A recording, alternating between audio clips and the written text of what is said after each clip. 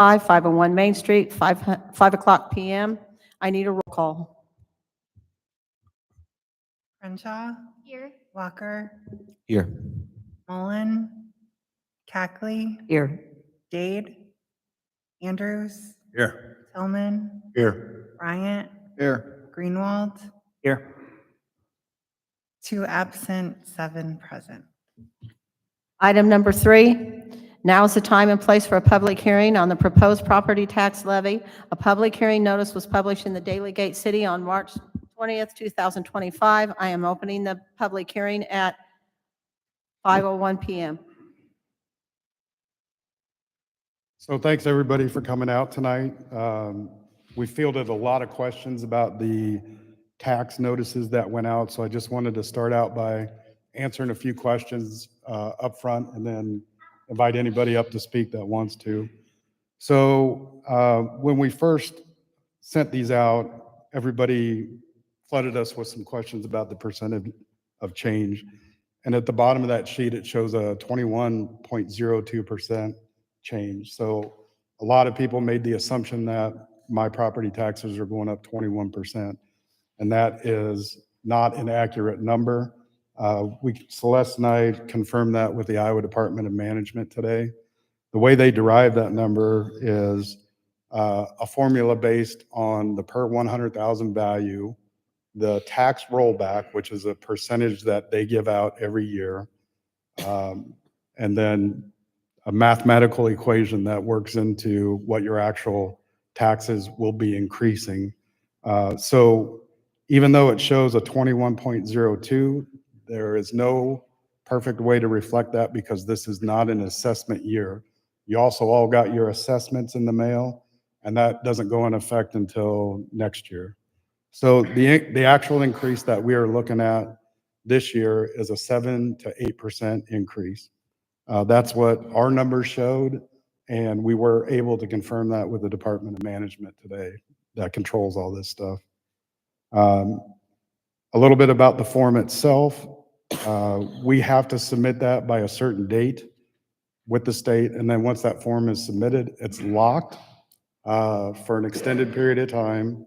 We have to have this separate meeting, this public hearing, and then once this is over with, we can go back and lower some of the numbers that we got accurate figures for after we had to enter this in the beginning. We can lower it, but we can't go up. So one of the examples that I can give you is on the liability, property, and self-insurance costs for the city. So 2 years in a row, because of all the storms that have happened in the Midwest, insurance rates have skyrocketed, and that affected the city's insurance rate also. So they told us last year to prepare for like a 43%, I think, increase, and then again, another large increase this year. Well, that came in substantially lower than what they had told us. So that number will decrease probably by about $120,000 after we have this hearing. So that will lower the actual rate that is fixed in there. The other one that will go down is the debt service. So the debt service levy, they had worked on a bond that was about $7 million. And that included road repair, repayment of a fire truck, and some capital purchases. So we have worked on cutting that bond back also to 5.5 million, and that will knock that down a little bit also. So if you look at the regular tax rate for the city, we are actually going from a 25.06055 to a 26.9255. That will come down somewhere right around the 26 level. So 25.06055 to around 26 after we're able to go in and adjust those two numbers. I also pulled some examples off of Beacon just to try to break it down into its simplest form. So I won't say which address specifically, but I just picked randomly 3 houses. So picked a house on Boulevard Road that was assessed at $164,270. And with the increase we see this year, that works out to, for the city's portion, just $183 or $15.26 a month. I picked a house on McKinley. The assessed value was $67,810. That house will see an increase of $75.59 for the year, or $6.30 a month. Picked a house on Washington Street that was assessed at $107,610. That will see $119.95 this year for an increase, or $9.99 a month. So I kind of wanted to break that down because the formulas the state used were confusing. They didn't make any sense to me. I noticed when we looked at our sheet from last year, they actually had a decrease, even though taxes, property taxes went up. But if you look at where that 2102 was last year on this same form, that number was a negative. So I asked the Department of Management, how do we have a negative number, still have an increase? And he said, when that happened, everybody from the cities complained to their legislatures because their constituents thought they were going to get a tax break, and taxes went up. So they changed to this new process, which they told us is imperfect, because when you see that 2102, everybody gets, hey, I'm looking at a 21% increase. So hopefully, I know it gets confusing. It was confusing even for me trying to figure out how the state did this. That's why we had to call them and verify it. But I wanted to get all that information out, and then anybody that needs to speak, you're more than welcome to come up. So if you want to speak about anything and you want to come up, make sure that you state your name and your address, and try to keep it to about 2 minutes if possible. And you come to the podium. So if there's anybody that is ready to come up, please come forward.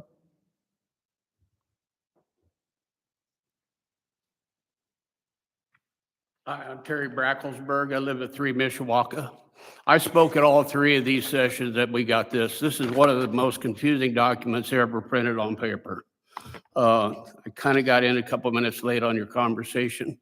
I just want to make sure that the city understands that people with fixed income, my American Legion friends, anytime this raises and we don't go to battle and find how we can cut costs, we're losing for Keokuk people.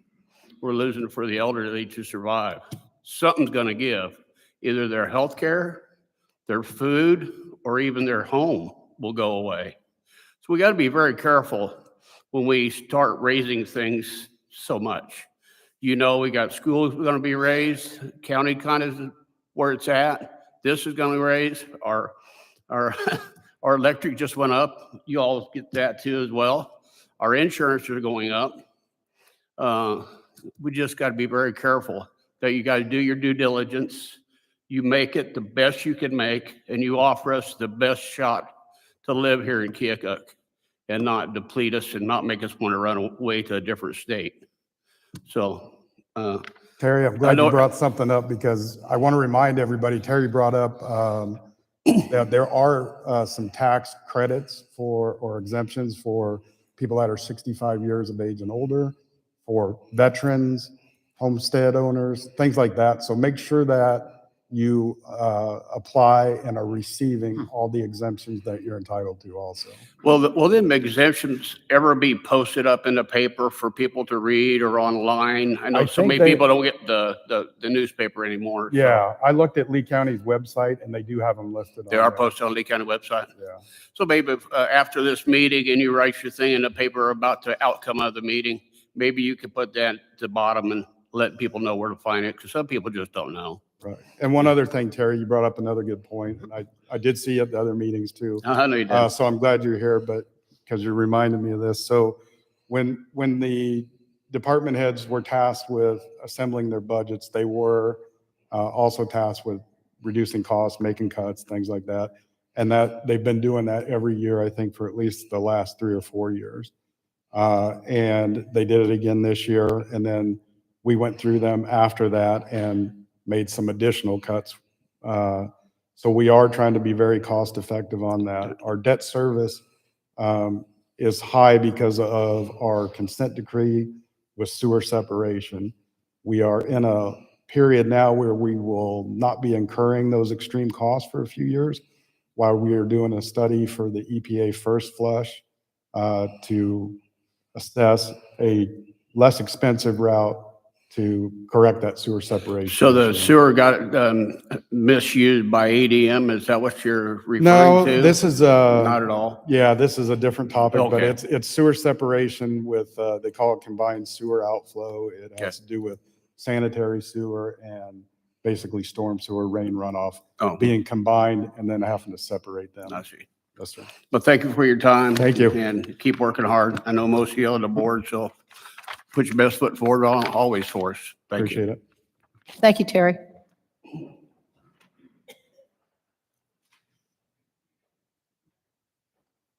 While he's coming up, I want to add, Iowa, for most, like Illinois, will also give you a credit when you do your tax return.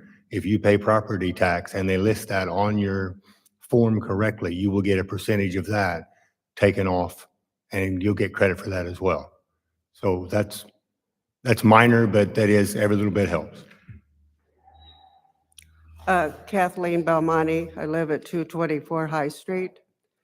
I retired back here. I grew up in Keokuk, but I was gone for 45 years, and I retired back here 12 years ago, I believe. And my taxes have literally tripled in the 12 years I've been back here. And I have seen Keokuk crumbling in those 12 years that my taxes, so I don't understand I mean, I even lost my job. I'm a nurse. I used to work at the hospital when I came back, just PRN and stuff.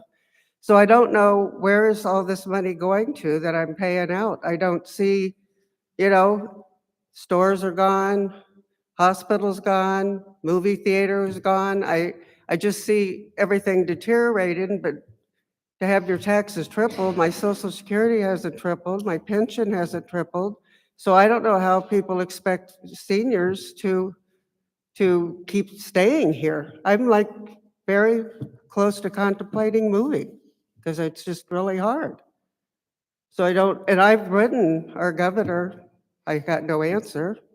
I've written several people and I've gotten no answer. So because like freeze the property taxes on the elderly, I'm 75, but if that keeps going up, I just don't know how much longer you can keep paying it if you don't have it. Right.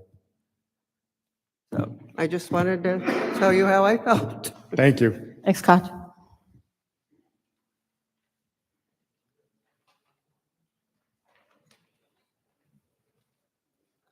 Hi, I'm Candace Morrell Cannon, 3620 Middle Road.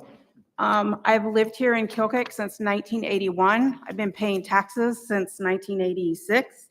I have a husband who is disabled and retired, and I still work, but it is making it very hard to make ends meet. I have been looking, due to my job, I work in Illinois, but I've been looking at moving out of the state and moving out of Keokuk, and I don't want to do that. My home is here. My son has relocated back here so my grandkids can be here, and the cost is just going up. Since I've lived at my house for 15 years, our taxes have tripled. I pay almost $6,000, so my taxes are more than my principal and interest on my house, and that's pretty sad. When I work with doctors, and I don't make doctor money, but I work with doctors, and they live in Quincy and other areas, and they pay less taxes than I do. And they live in, homes that cost $750,000 to $1 million.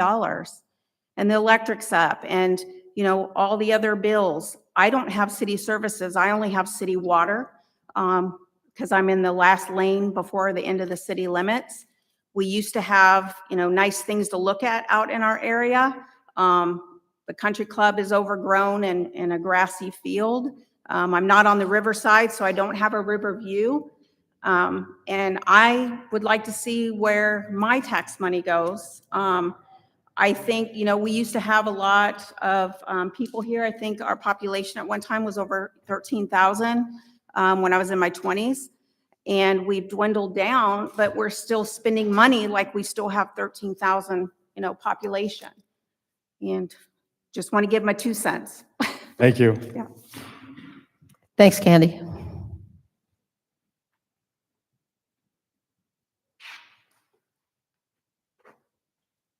My name's Laisha Winter, and I live 2419 335th outside of town. I'm kind of concerned on a couple things. I've only recently become a homeowner, and I've been helping my mom pay her taxes since 2016. I live in her house now, and I've seen it go well above $1,000 every 6 months. I'm concerned I'm going to have to also move out. I had my money saved up, but we had a really bad storm and a city tree fell on our car. But I'm trying to see if you might shed some light on the insurance, if that's something you do. I got denied any help, so sorry. I'm just kind of shaking. I don't like talking in front of Sure. you. What kind of insurance are you talking about? I had a tree from a city property line fall on my truck and my husband's truck, but they said they don't cover any storms at all. Your personal insurance said that? No, we can't afford homeowners. We had Okay. just inherited the house and they stopped our coverage when And- I inherited it. And what's your address? It's 2419 335th Street. I'm kind of out by Airport Road, Papa's Bar and Grill. Okay, you would be outside the city limits then, I think? Yeah, they told me to contact everyone inside city limits, and it's We- just been a runaround. of Yeah, Who do I talk to? I don't know who sent you here, but if you want to talk to me after the meeting, I'll try to point you in the right direction, but yeah, That we would be don't. great. I yeah. keep getting told, you talk to this person and then this person and Yeah. then this person. No, it wouldn't be a city tree, but yeah, I'll get with you after our meeting. Thank and- you. And Yep. then, on the property taxes, stop it. Sorry. Yeah, but I've just seen them go up. Do you think at any point will they go down or regulate where they'll kind of be steady? Yeah, so the state's working on that right now. They worked on it last year too. Everybody's trying to cut costs, cut taxes.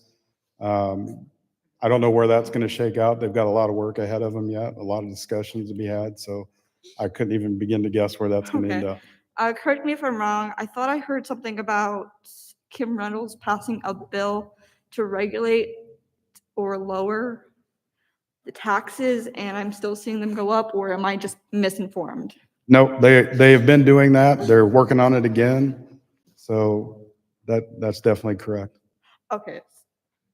Kind of answered my questions, and then I'll talk to Yep. you after. Thank you. Thank you. Awful sweet little girl there.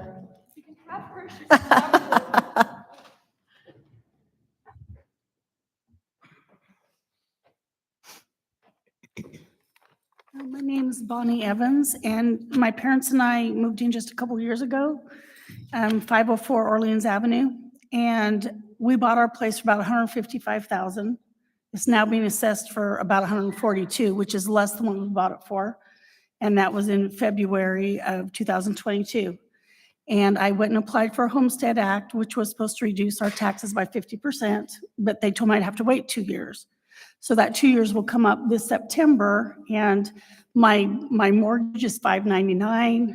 My tax and insurance combined put me at about $860 a month.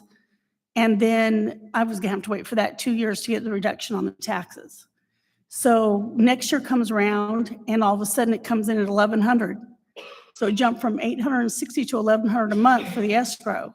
And they said, oh, it's about half taxes, about half insurance. They both went up about 20%. And so I thought, wow, that's going to cut into, the opposite of what we expected. The next year rolls around, it went up again, another 20%, and it's supposed to go up again. And so I've been looking into trying to refinance the home, trying to figure out some way to roll things out, do things to reduce expenses, because it just keeps going up and up. Right now, my tax and insurance combined is higher than my mortgage. My mortgage is $599. And, my dad passed away from cancer, mom's disabled in bed, and I also have a disability. So we have limited income, and there's just nowhere to go, you know what I mean? And, we don't want to sell, I don't want to move. But if they keep raising the taxes every year, it's just killing us. I mean, I don't know if there's something, I know a lot of the taxes go towards the school districts and different things. I'm 62, my My dad was 84 when he just passed. My mom's 84.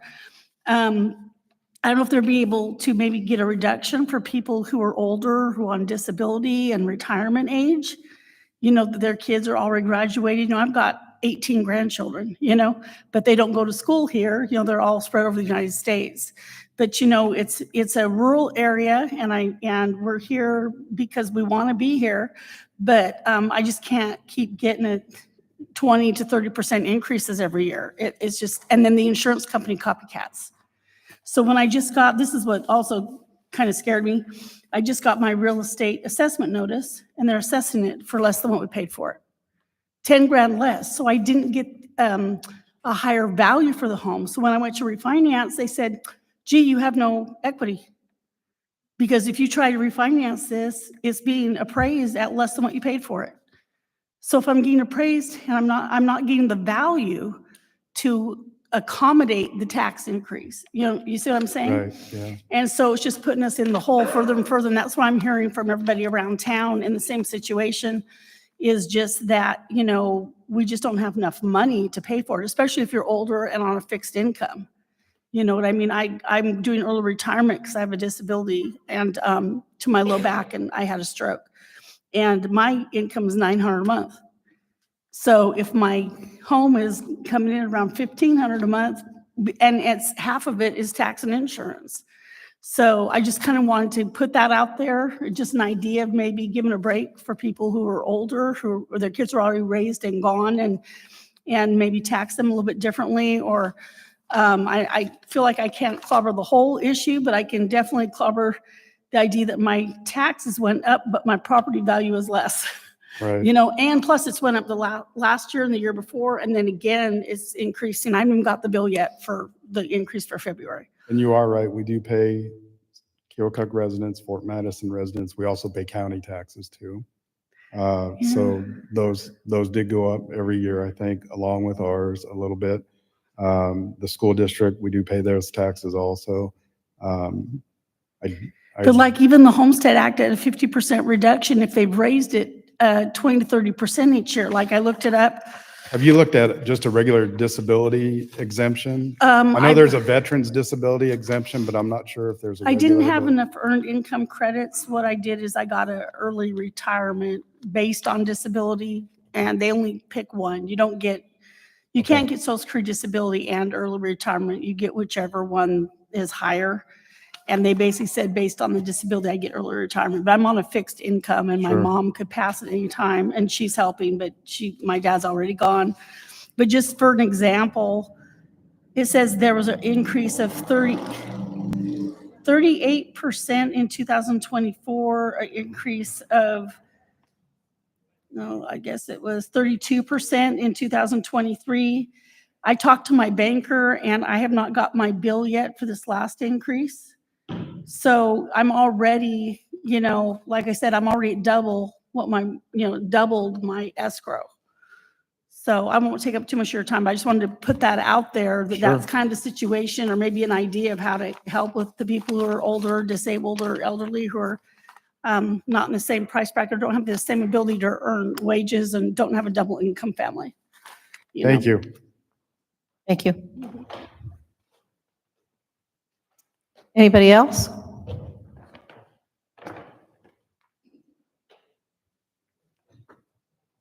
Hi, my name is Zach Benedict, 3 Sears Court here in Keokuk.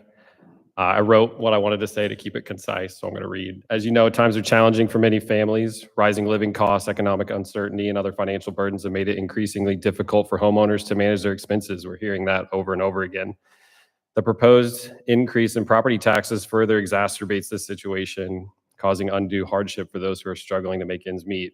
My wife and I genuinely believe in the importance of property tax to support our county, our cities, and our schools. And in many ways, we're proud to pay them and support this community. Excuse me. What concerns me is that as Keokuk citizens, we pay the highest levy rate in the entire state of Iowa. And we've been in the top 40 out of 940 cities for the last 10 years. We appear to be crippled, and this has changed a little bit, Dave, since your statement at the beginning, but we appear to be crippled by our insurance, our employee benefits, and our debt service. We pay a levy rate that's 2.5 times higher than the average of Iowa towns our size. Year after year, the city of Keokuk spends more and more money and takes on more and more debt at the cost of stretching our community members thinner and thinner. When a teenager uses their parents' credit card, if spending gets out of control, it's the parents that work overtime and pay the bill, just like we as community members do when the city spends money. While I understand the importance of generating revenue to support vital city services, I urge you to consider the impact of these changes the impact that they have on the well-being of our community members. Balancing the budget should not come at the expense of the financial security of the people you serve. I kindly ask you to reevaluate the scale of the increases you've proposed to ensure that they're sustainable for everybody. I have several questions, but I want to be respectful of time. We're running out of time. I'm going to skip to maybe my rhetorical things, and I might forward the more pointed questions, if that would be okay. Who can I Yep. send those to if You I have send them to me. specific questions? Okay, Dave. Yep. Can I find your email address online? Yep. Okay. If I can just end with my rhetorical questions, then I'll sit so we can keep moving. Does the city have a list of planned expenditures that could be categorized into essential, nice to have, and luxury purchases? How quickly could we knock out our debt if we lowered our and lower our levy if we stop the nice to haves and the luxury spending for a period and just focus on debt and the necessities? I heard others mention that our taxes are higher because of our declining population. If that's true, what programs, expenditures, properties, people, or events need to be cut to resize our budget for the Keokuk that we have today and not the Keokuk of 10, 20, 30, 40 years ago? And then lastly, I believe our city would be best served by providing more transparency and public relations around the benefits we receive by paying property taxes. There are several cities in the state that do a really good job of servicing this information on their websites. They share details about major projects, status updates. They share wins as well as setbacks. I learned a lot about property taxes through other cities' websites. It would be nice to get it from our own. And I think it would go a long way for our city to provide those details in a format that's accessible and easy to consume for everybody. I want to close by saying thank you. I want to acknowledge that you all have a thankless job and a very difficult one trying to please 10,000 plus people. And I really appreciate each one of you. Thanks for your time. Thank you, Zach. Thank you.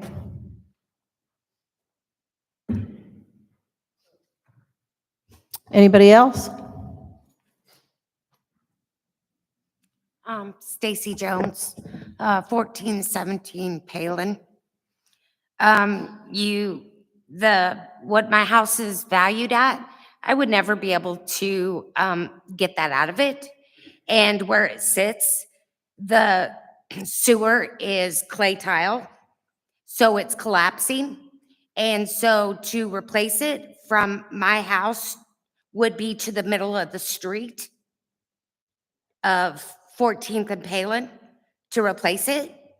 And I would never be able to afford to replace it. But we keep paying taxes on a property that isn't worth it, isn't worth what it's valued at. Thank you. Thank you. Anybody else? Good evening. Ginger Nisley, 3405 Middle Road. I'm also the county supervisor for District 5 here in Keokuk. And I just wanted to share, obviously, the same sentiments that you've already heard several times over. I'm really deeply concerned for the citizens being able to just simply afford to stay in their homes, much less, enjoy anything extra.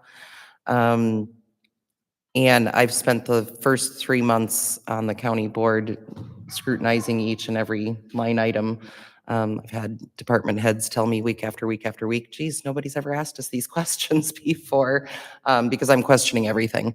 And I just would urge you to do the same. Just question everything and see if you can't find better than a dollar raise that we're looking at, about what I'm guessing what you've given us tonight, looking about $1 increase per thousand. Yes? What's that? You're at about $1 increase per thousand with the figures you gave tonight, Yeah, near as I could depends, tell. yeah. I think $1.16. Yeah. Okay, yeah, that's about what I thought. Just do what you can.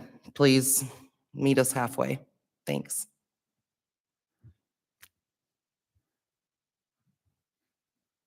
Anybody else?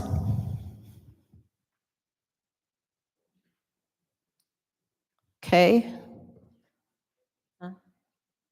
I'm going to close the meeting, the public hearing meeting at 5:30.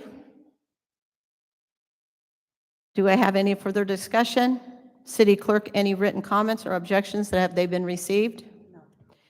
Therefore, being no comments or objections on the matter, I will close the public hearing at 5:30 PM. Item number 4, I have a motion to adjourn. All those in favor say aye. Aye. All opposed? Motion passes. We'll take a few minutes here, and then we'll start the regular council meeting. Anybody that wants to remain is more than welcome.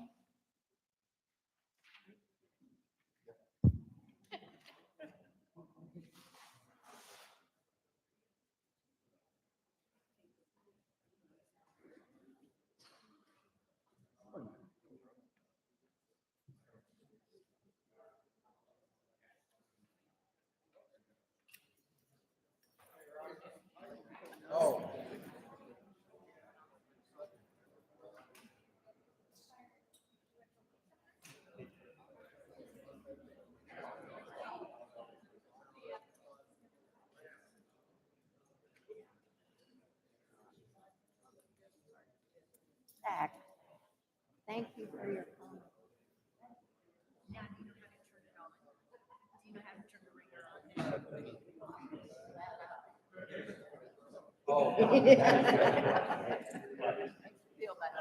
Yes, it does.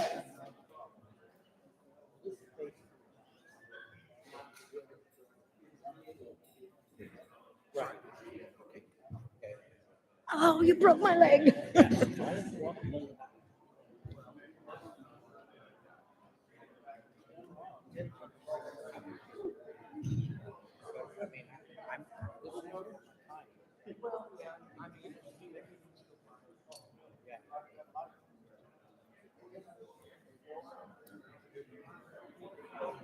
About.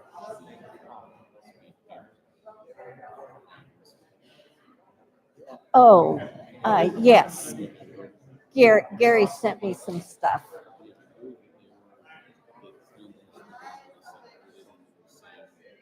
The before removal or before the cutoff date and after the cutoff date.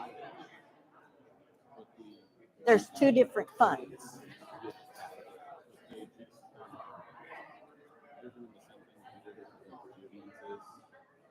With the state, local ordinances.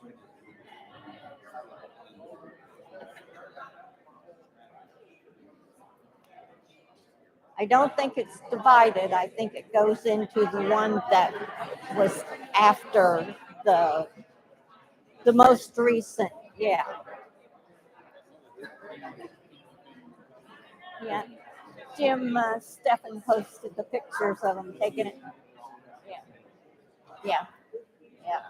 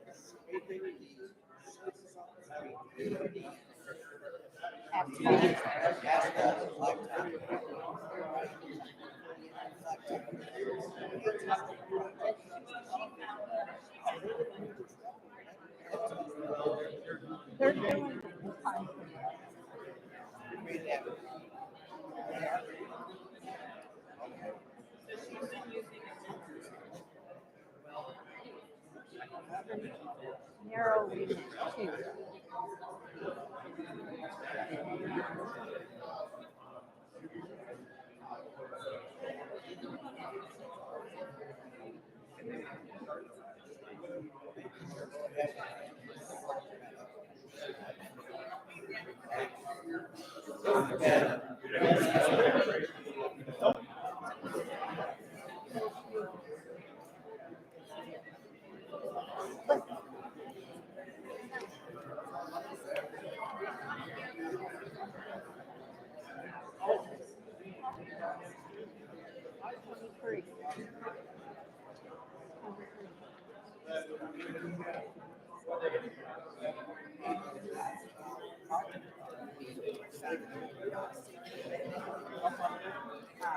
I think they'll be held to it.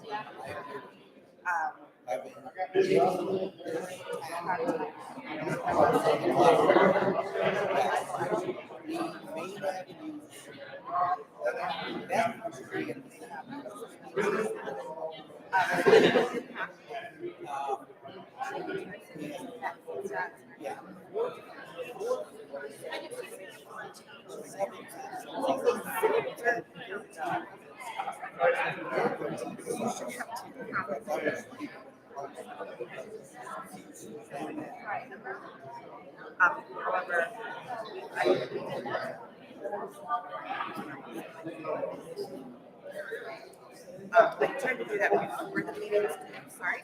Before the meeting started. So that. Yeah.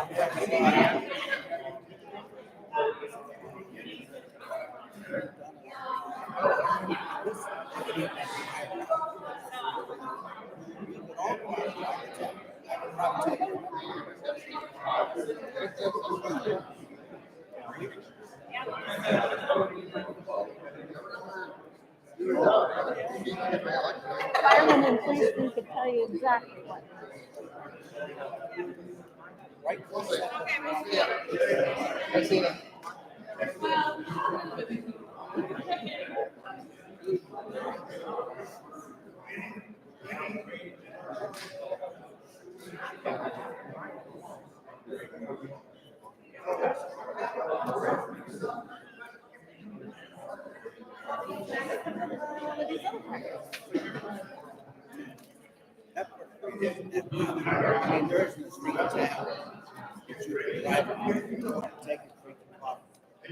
And not spill it.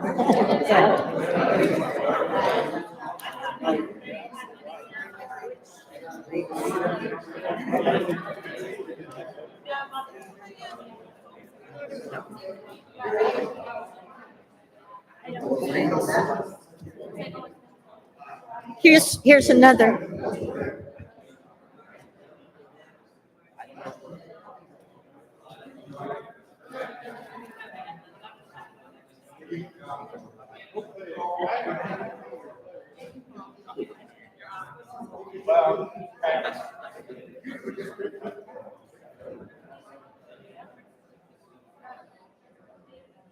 So, when did they announce the 5 o'clock meeting? I have nothing.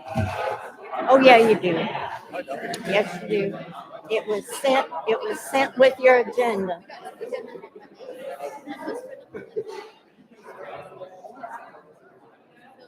Plus, we talked about before we left last meeting.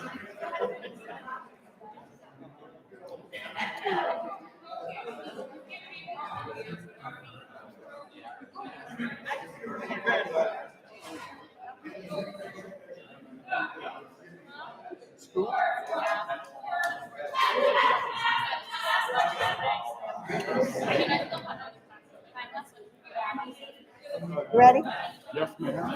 Is everybody up here? Are we ready, guys? Where's my what?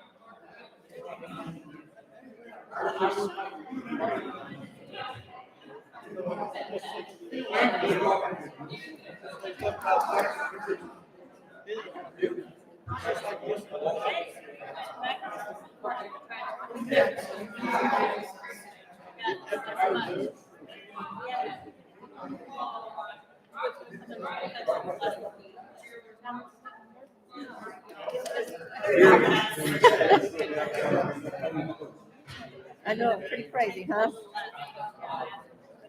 I know. Shall we, guys? Can we start? Can we start, guys? Okay. We're going to start.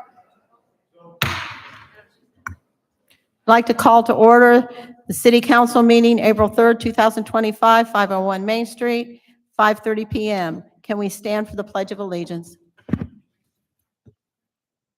I pledge allegiance to the flag of the United States of America and to the republic for which it stands, one nation, under God, indivisible, with liberty and justice for all.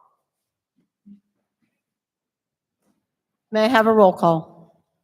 Crenshaw, Here. Walker, Here. Mullen, Cackley, Dade, Anders, Here. Tillman, Here. Bryant, Here. Greenwald, Here. all present. Item number 4, Mayor's Correspondence. Friday, April 4th, 2025, there'll be a job fair from 11 a.m. to 2 p.m. at the Goodwill Store at 1226 Main Street, Keokuk. On Saturday, April 5th, 2025, pancake and sausage breakfast at the Labor Temple from 8 a.m. to 2 p.m. And the money will be going to their building repairs. Number 2, brunch candy dash at the Salvation Army, and it starts at 9 o'clock, and there is also a special needs event planned. Item number 3 is watercolor classes at the public library at 10 a.m. Number 4 is Molly Hurley Memorial Scholarship Fundraiser, Saturday Night Live Trivia and Costume Contest, $10 a person. Please sign up by 6 p.m. at the Southside Boat Club. And the last on Saturday we have is L Trains is celebrating their 19th year in business, so congratulations to them. Music is at 8 p.m. and it is a free admission. Sunday, April 6th, 2025, Standing Bear Council will be meeting at the Hawkeye Restaurant. For those who are planning to come to eat, please be there by noon. Number 2 would be Spring Family Fun Day at the Horner YMCA. Cost is $10 per family, and it runs from 1 to 3 with different activities. Number 3 is Jam Session at the Muddy River Music, 25 North 4th, and goes from 1 to 6 p.m. Bring your instruments and your fun. And last but not least, and I'll probably butcher this name, Pablo Jelinski will perform at the Grand Theater beginning at 3 p.m. Cost is $20. Tonight we have one of the funner things that we do at the City Council and City. We're going to honor one of our police officers, so please come forward.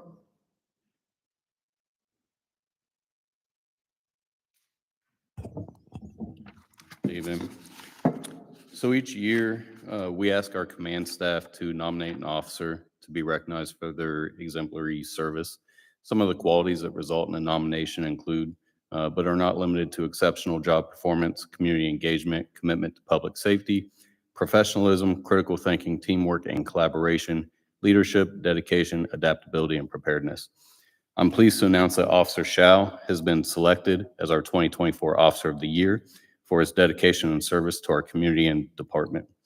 The recognition is a testament to his enforcement-related efforts through self-initiated proactivity, collateral duties, decision-making, and professionalism. Congratulations.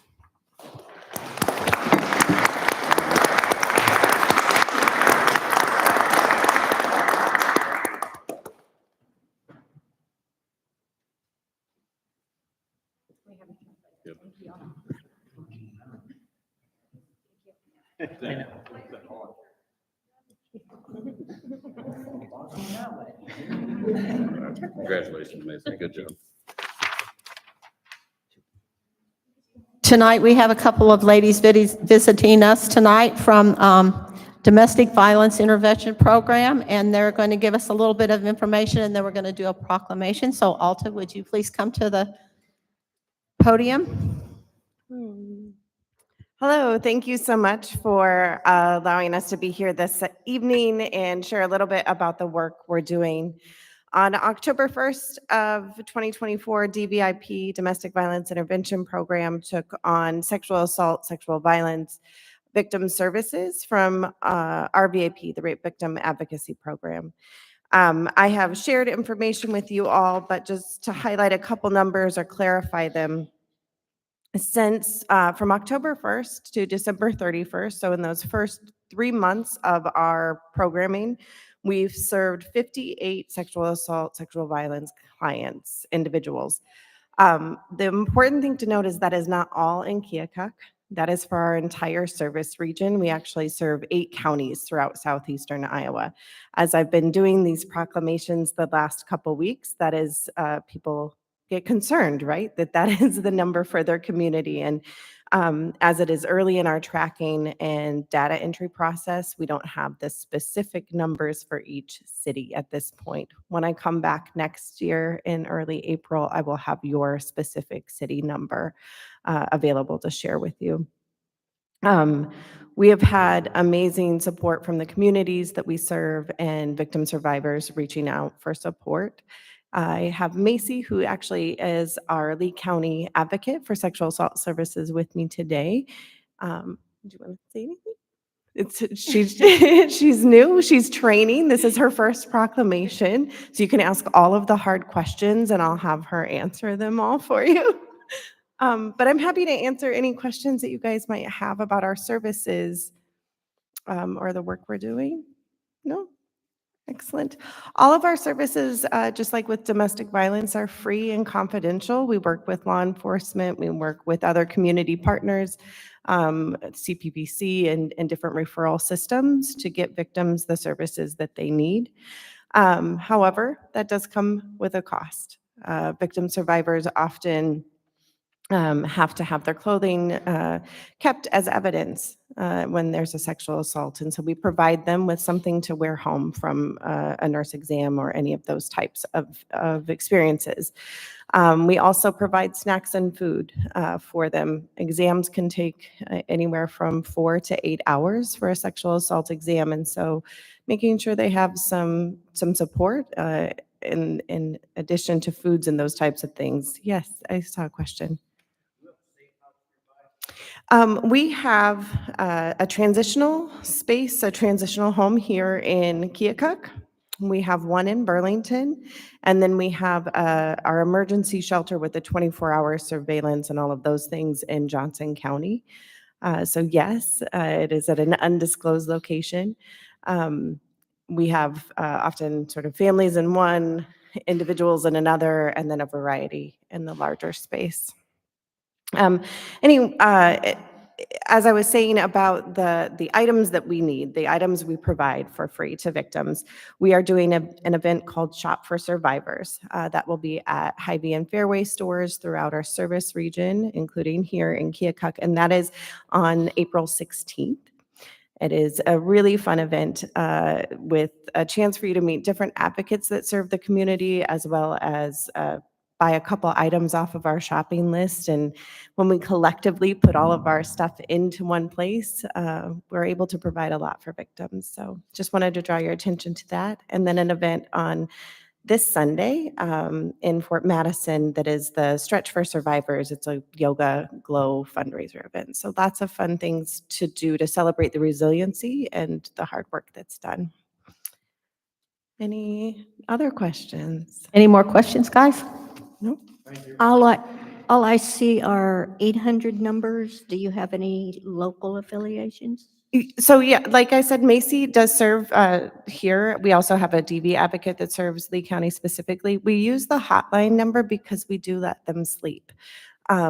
So we don't make them answer their phone Okay. 24 hours a day. But we are available 24 hours a day. So we trade our on-call hours, which is why our 800 numbers there. Our crisis line advocates then can contact who's on call. If a call comes in at 1 a.m, we're able to get them connected with resources immediately. And then after that initial call, they would do a follow-up appointment with Macy or Angela, and then get that local number for their cell phone. Are these flyers by any chance placed in any businesses or other commercial places in town? Yep, we have them up in libraries. These specific ones aren't. We have, they're called hang tag flyers. So, you know, like when you are looking to buy a boat or sell a boat, and you have the little numbers that hang off the bottom, right? So we repurposed that idea so that individuals can take a small number instead of a large brochure. It's a lot safer and more confidential for them to carry that around than a big sign or flyer. But those are available throughout the community as well as at the jail and different places that people might want them, including the hospital. Thank you. They run out often, so if you don't see one, let me know, and we'll get some more mailed. Other questions? Those are great questions. Thank you. Do you feel that the number of other cases, you might bring them up or down? Because we just took on services for sexual assault on October 1st, it's hard for us to say because the data we inherited is not consistent. So that it's hard for me to name if it's going up or down. I will say it is more than we thought, partially because more people are talking about us, right? There was a ton more press about that transition than on an average, February day, or I guess over the summer in July. So there is a little bit of a bump due to the transition and just people knowing about services.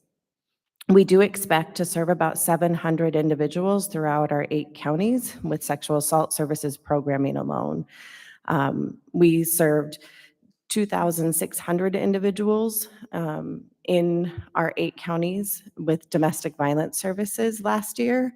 And we know that sexual assault and sexual violence occur at about the same rate as domestic violence. So it is reasonable to expect about the same numbers as we begin to let people know our services are here and available.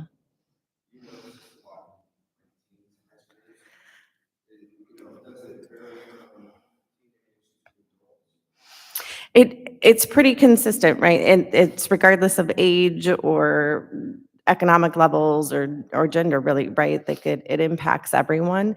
We do have a grant through a couple different sources that funds our youth programming, and we have been doing dating violence and teen dating education. And so any connections to bringing us into schools here in Keokuk, we would love to come. I know we've done a couple small things, but certainly letting people know what resources there are. And there's just a lot of myths around relationships. What is a healthy relationship is not always modeled to folks, and so they don't even know what to look for. But yeah, that is an area we do have youth advocates that focus solely on the needs of youth. Yeah, you're welcome. Thank you all so much.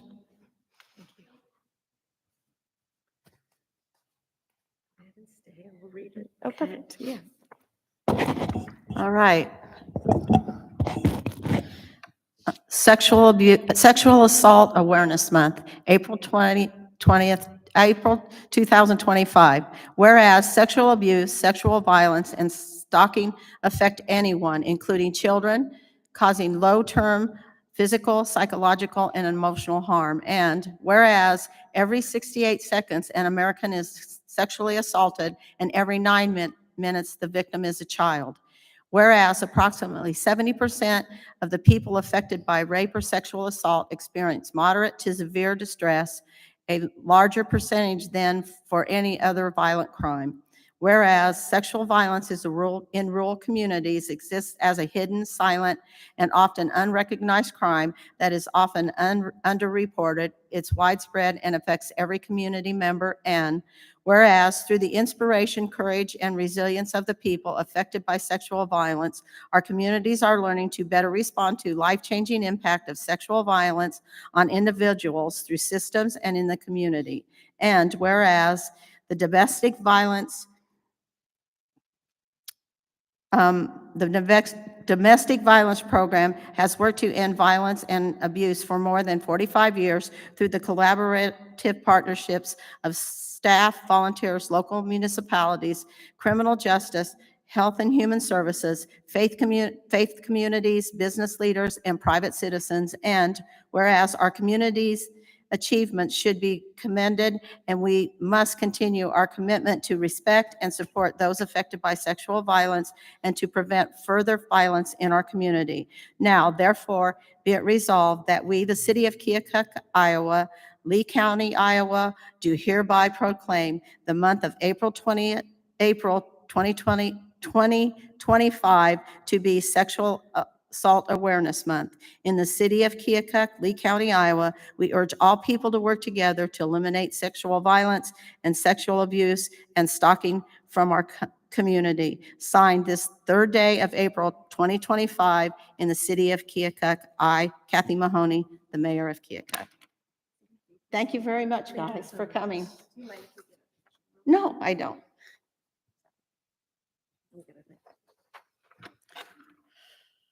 Can somebody take our picture? Awesome, thank you. Oh, where do we go on that side? There we go. Perfect.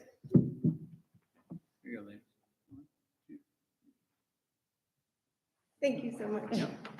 We'll take you. Thank you guys for all your hard work. Yeah, thank you all so much. No problem.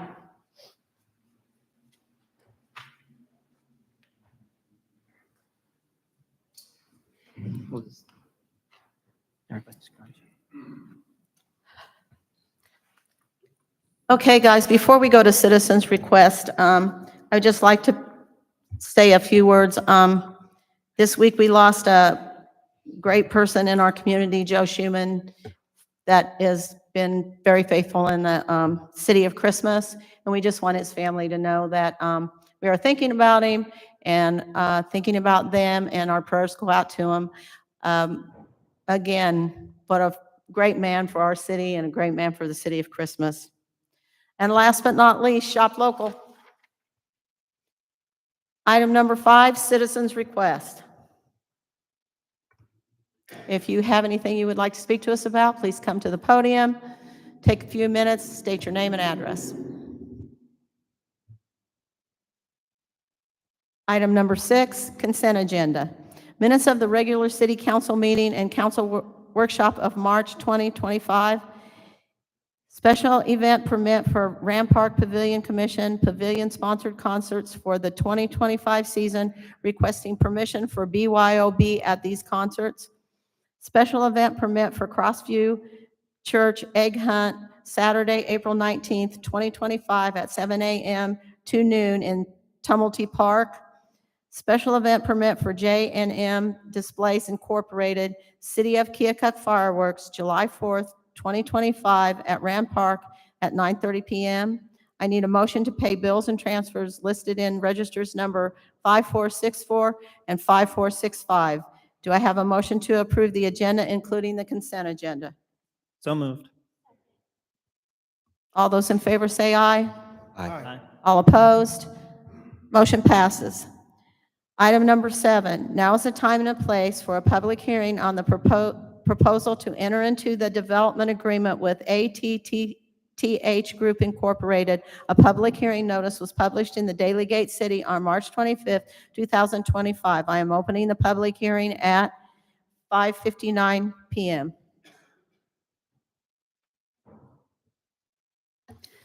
Kathy, the Community Catalyst Grant was awarded to the City of Keokuk on behalf of ATTH Group. The Community Catalyst Grant is a grant from the state of Iowa It's for redevelopment or rehab of buildings to stimulate economic growth or reinvestment. The agreement is more or less a development agreement. There's 30-some pages of the agreement. The only thing that I'm waiting on is just some verification of insurance, which I won't have you sign the agreement until that's in my hand. It's for a $53,000 blight remediation grant. It's for 90% 5 years of the incremental increase that the development would increase the taxes. So it's no more than 53,000. If they did not reach the 53,000 within the 5 years, then it's just the 5 years. So other than that, it's great projects. This is the fourth Catalyst grant that the city of Keokuk has received. We've got a couple more on Main Street that will be coming to the city. So they're great projects. Thank you, Pam. Any questions, guys? Any discussion? Kathy, sorry. Could we get an explanation of how TIF funds are going to play into this? Sure. So with the urban renewal report, we get an idea of how much money the city will get each year in TIF funds.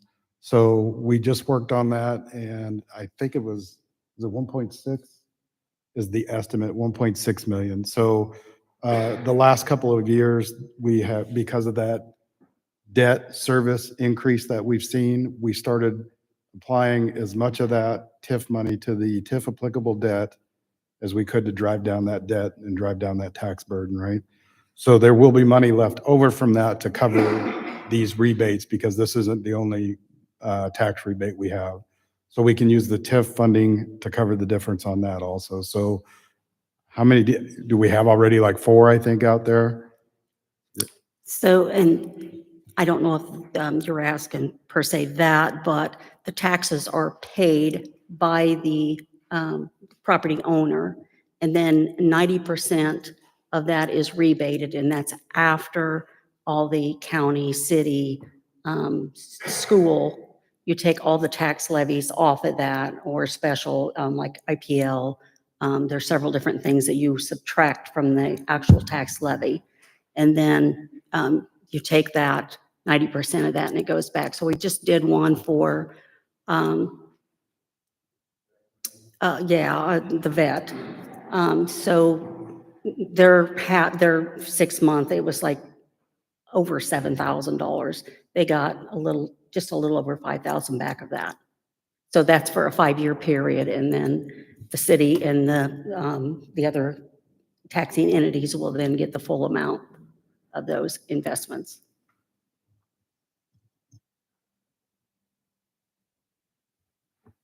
Any more discussion? City Clerk, any written comments or objections, have they been received? There being no further comments or objections on this matter, I will close the public hearing at 6:03 p.m. 7B, consider resolution approving and authorizing execution of the development agreement by and between the City of Keokuk and ATTTH Group. Do I have a motion to approve? So moved. Any more discussion? All those in favor say aye. Aye. All opposed? Motion passes. Item number 8, now is the time and place for a public hearing to award a contract for the Grand Avenue 2025 reconstruction from North 17th to Boulevard Road project. A public hearing notice was published in the Daily Gate City on February 25th, 2025. I am opening the public hearing at 6:04 p.m.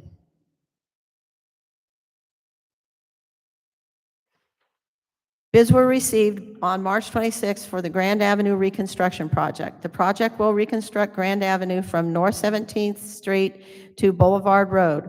One bid received was for asphalts, and 2 bids received were for concrete. The low bid submitted by the Jones Contracting Corporation of West Point, Iowa, was for concrete in the amount of $796,098.50. The engineer's estimate for the project was $1,250,000. I would recommend that the Jones Contracting Corp. Be awarded the Grand Avenue 2025 reconstruction project in the amount of $796,098.50. Do I have any discussion? Yes, I have some comments and a couple questions too. First off, I'd like to go back to June 6th of last year when we voted to hire the local engineering company do their cost assessment. Now, at that meeting, there was questions brought up on why this street was being prioritized, and initial cost estimates that we were given that night were in the $280,000 range. Now, I know that the project has changed because it's not going to be as easy as they initially thought that it would be. But it is my opinion that now that the cost has gone up, well, the estimate for the cost has gone up over 4 times that amount. And we are considering accepting a bid for a little less than 3 times that amount. And in my opinion, the project is no longer practical. It's going to end up costing way more than we initially thought that it would, so we just shouldn't do it. Now, I have a question about Jones. They're doing 18th Street right now, right? Correct. And when they're done with that project, they're going to move over to Grand. If the timing works out. So seeing as how they're not going to be done with 18th Street for a while yet, my question is, if we lock in this $800,000 on this bid, is that going to be subject to change in several months when the cost of everything goes up? So the bid is the bid, and we wouldn't be subject to any, they take all those things into consideration when they submit the bids.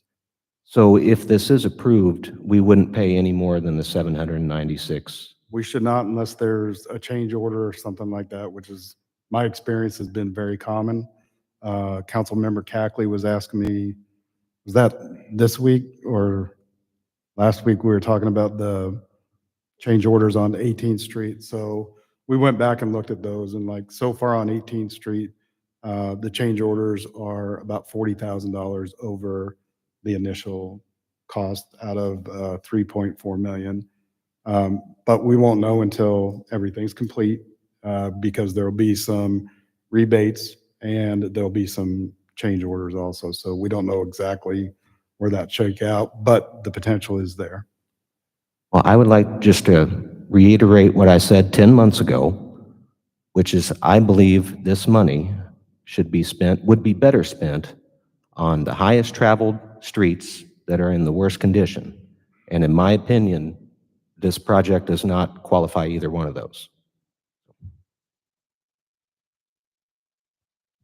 You did. Now, I have a question, and I didn't think of this earlier when we were discussing this, but since they're doing concrete on the 18th Street, it went so far as to go into and replacement of the utilities, et cetera. Will that same application apply to the Grand Avenue?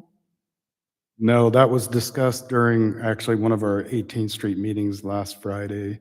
The Waterworks was here. They were confirming that they are outside of the roadway on that stretch. So there wasn't going to be any sewer separation or relocation of water mains or anything like that.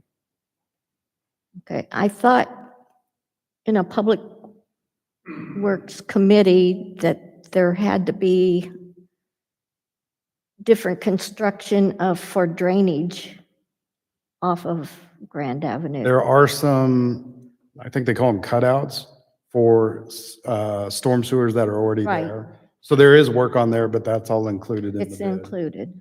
All right. I think there were 3 of those. I think they call it 3 cutouts, I believe is what they call them. And a narrowing.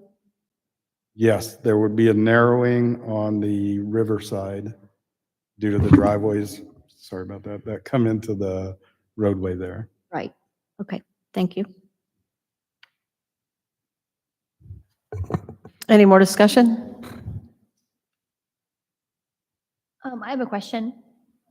Since Brian isn't here, like, I don't know if you know the answer, but if we don't do this road right now, since it's 3 times the price, what would the roads be next on the list that we would be able to do if we could get more bang for our buck and get more roads accomplished? Do we have a plan on what the next ones would be? Yeah, the plan hasn't changed. Initially, 4th Street was going to be the first one that we applied for a grant and we didn't get the grant. Pam and I spoke about this a couple weeks ago. We're going to reapply for that same grant, but we can't do anything, even the engineering part of that, until the grant is submitted. Otherwise, we don't get funding for it. So 4th Street was originally that plan, Grand Avenue, obviously 18th Street's already started. And then Timea and Palin were to be next. Timea is already out for engineering, and it's going to face some of the same issues that Grand has. So when we first get these estimates, we were looking at mill and fill, is my understanding, which is way less expensive. And then when they do the engineering part of it and they do core samples, that's when they find out that the mill and fill is not acceptable repair. So I guess to expand on the question here, Timea, we're able to do regardless of decisions made, but then does Palin Street come into question then because of the cost increases here? Or there's still enough out of the last bond that even moving forward with Grand, we're still able to complete Palin Street? Right. That, we don't have a cost estimate yet on Timea Street, so I'd hate to say, oh, absolutely, we're going to be able to do this and Palin Street. If I knew what we were looking at on Timea Street, I could give you a better answer on that, but we don't have that back yet. I asked Brian, him and Michael are at a Public Works conference, so I asked him if we had a time frame of when we would get that engineering done, and we don't have a solid time frame on that yet. You're talking mill and fill on Timmy Street? No, Timea Street is probably going to end up as this section of Grand Avenue because they've done some core samples there again, and it's not suitable for mill and fill. Yeah, the core plugs he showed us in the committee meeting between Grand Avenue and Timea, both of them looked almost identical. We don't have near enough asphalt in either one of them. They were both supposed to be 4 to 5 inches of asphalt, and almost all of the ones he pulled up and they showed us were closer to the 1.5 to 2 inch as an average. And so when it was done originally, it was not done thick enough. And so that's why now you can't just mill and fill it, because you end up within 2 years, it'll look just like it does now. Well, it's been there quite a while.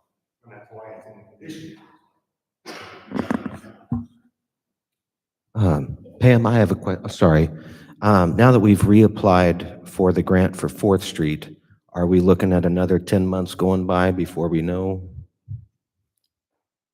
Oh, yeah, I'm gonna assume that it's gonna be at least that, and I also really need to read deeper into the reasons that we did not get the grant, and some of those were that streets, I think, were included. They didn't feel that some of the projects that we put forth were that community-minded, that it would help the entire area that we were actually submitting the grant for. Okay, thank you. So it's I think, already been reapplied for? No, we have not reapplied for it at this point. We're overwhelmed with the other grants that we have that we're trying to. But if we took it out of the grant so that we could attend it, Correct. then it's going to have to fall in behind Timea and Palin? That's correct. That's correct. I mean, I will check into it, but there were some of the comments that some of the activities that were in the grant, they just didn't feel like were beneficial for the entire area that we were doing. So why jeopardize the grant again by leaving it in there? Correct, correct. That was very disappointing, but I mean, I did understand that, but um, And- I have a question and maybe somebody that has more. I mean, can the cores be taken prior to estimates? So does anybody know that? And then you I don't know the answer to that, Pam. might get a Yeah. better estimate if you actually knew what the surface was prior to. Yeah, that I don't know. I don't know the answer to it. I would just like to remind everybody that 4th Street was supposed to take priority based on the study that we did of our streets. And we're going on close to 2 years since that study's been done, and we're not even following it. I'm just kind of confused as to why that's been skipped over and Grand has been prioritized, and then some of the other streets are kind of up in the air still whether or not there will be funding available for them, especially if the costs grow. Yeah, there will be funding available for Tymia and Palin. I think Councilmember asked if that would come out of the first bond. Was that your question? Yeah, because there's a lot of variables on that, but if we also have an additional 3 million that will start on next fiscal year for road improvement, there would be enough to make sure that we got Palin done on that also.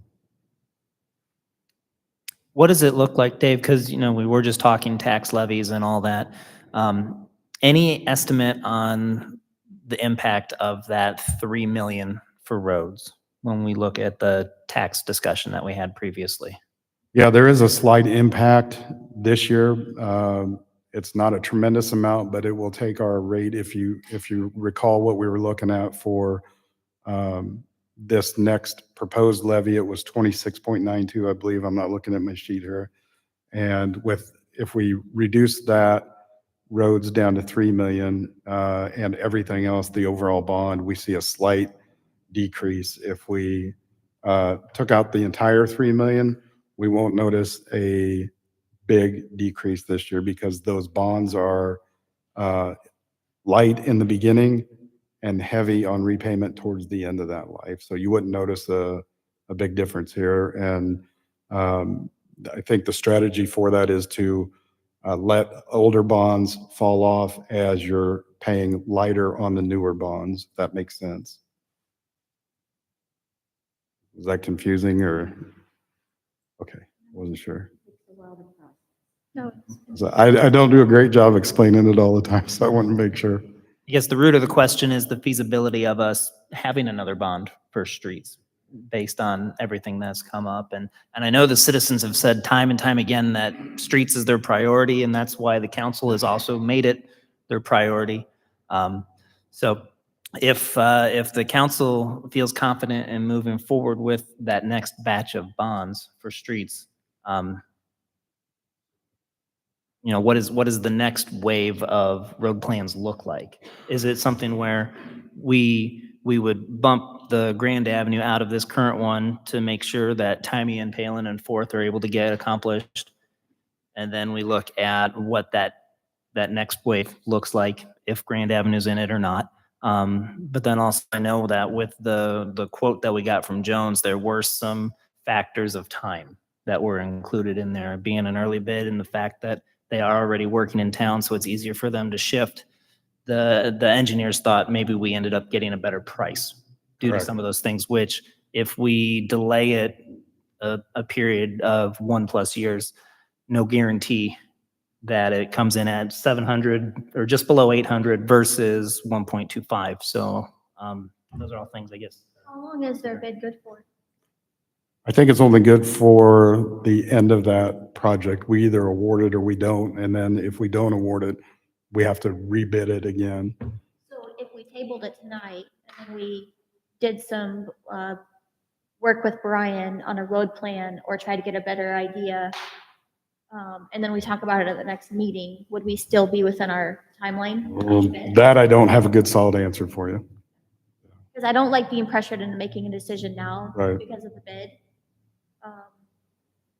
And if we're already talking about reducing the street money down the line, I also don't like the idea of spending 3 times as much on one street when that wasn't the plan. I think that warrants a reason to revisit the plan. Is the reason why it's 3 times as much because you got an estimate before they done the core cuttings, and then they done the core cuttings, and they found out that the footing or whatever there wasn't good? That's the reason why the price went up. Yeah, because it changed from mill and They fill to concrete. give you a guesstimate on the first, they were wrong, because they had not done the core cuttings yet. And if you don't do this, and you put it off for another year, it'll be more.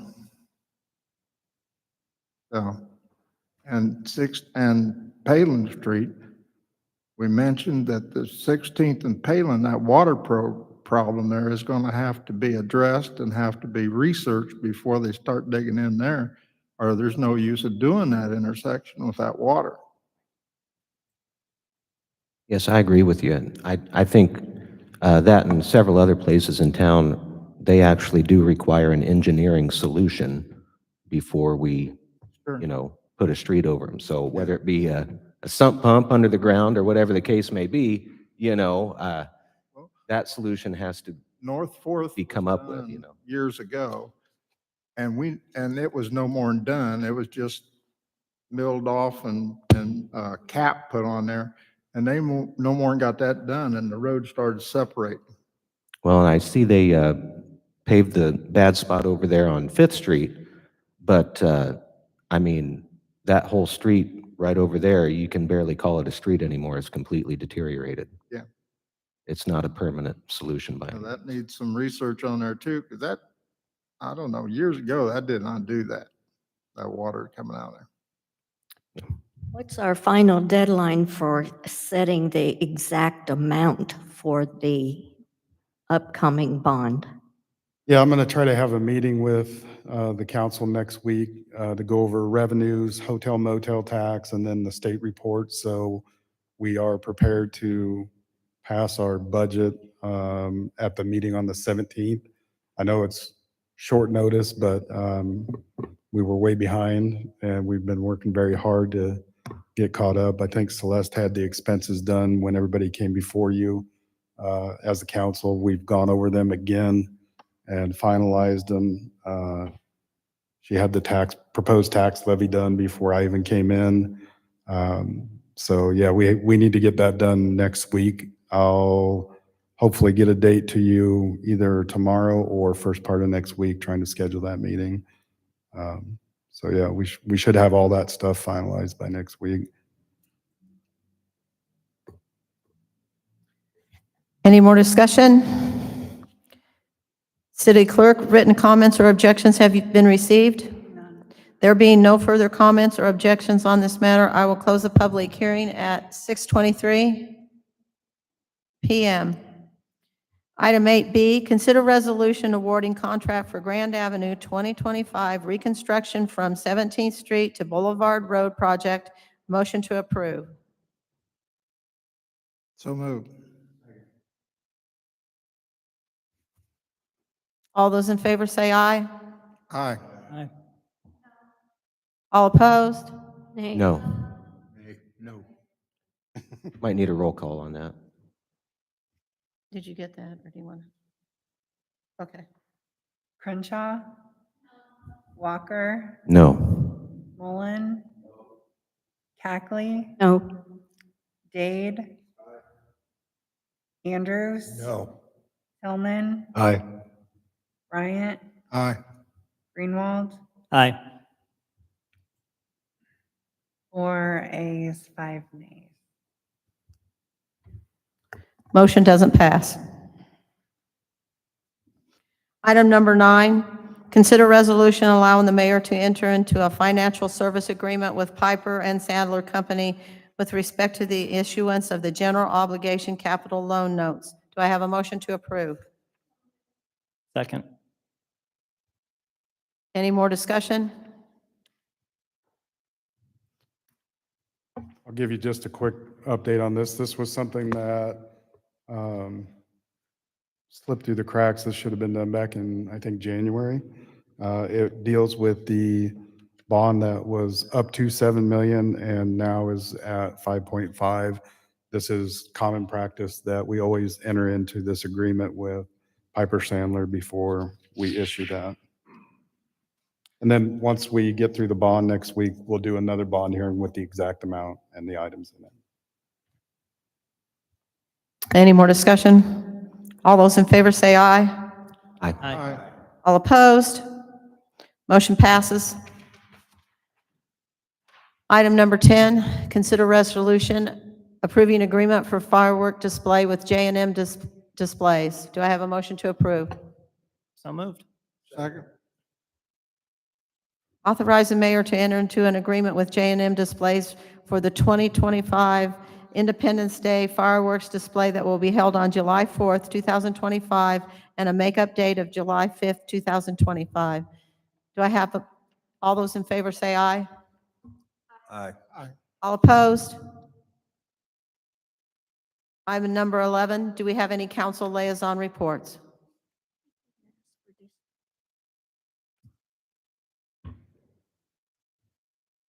Item number 12, staff reports. Did we miss discussion on the fireworks? Is that, Yes. okay. Did you, go ahead. Go back. I have a couple of questions. Do we have yet, I know it says you're expecting to get the insurance policy, but do we have that insurance policy yet?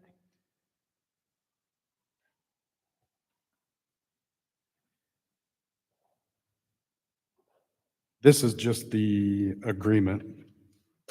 I believe their insurance was in the special events application.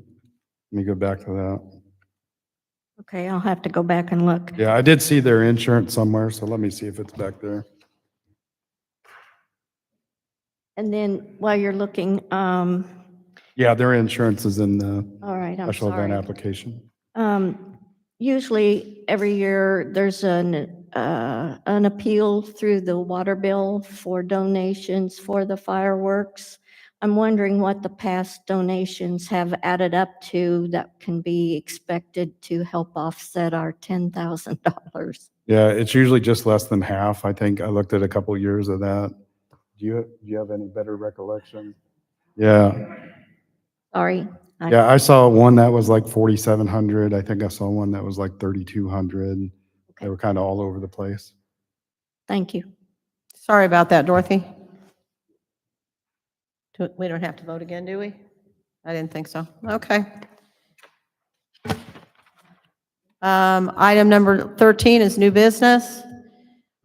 Item number 14, I need a motion to adjourn the meeting. So moved.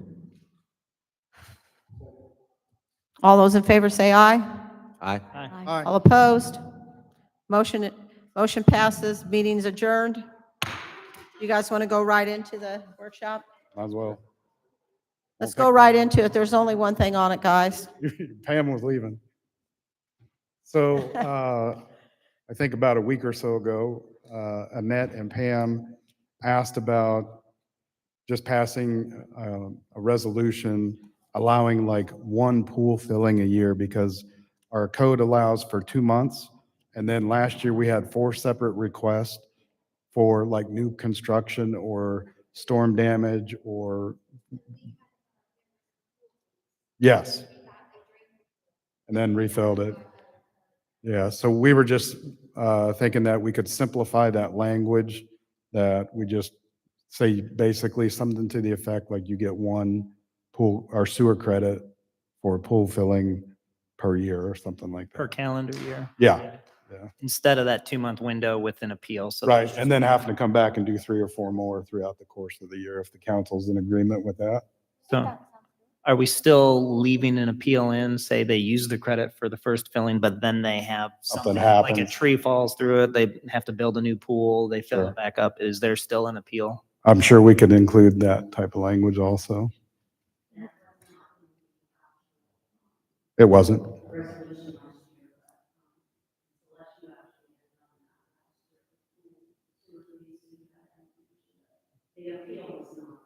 Right, we can add some Which I language. don't know necessarily if I want that in there. I'm just asking that question, do we, since we're making it so much broader and easier to get it, do we then eliminate the process of appeal for a second one? Or do we just say, well, we just have, yeah. Yeah.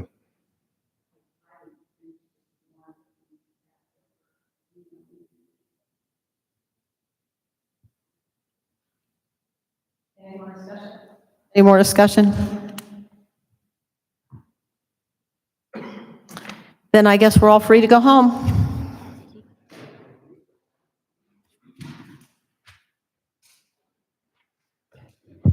Jiminy Christmas.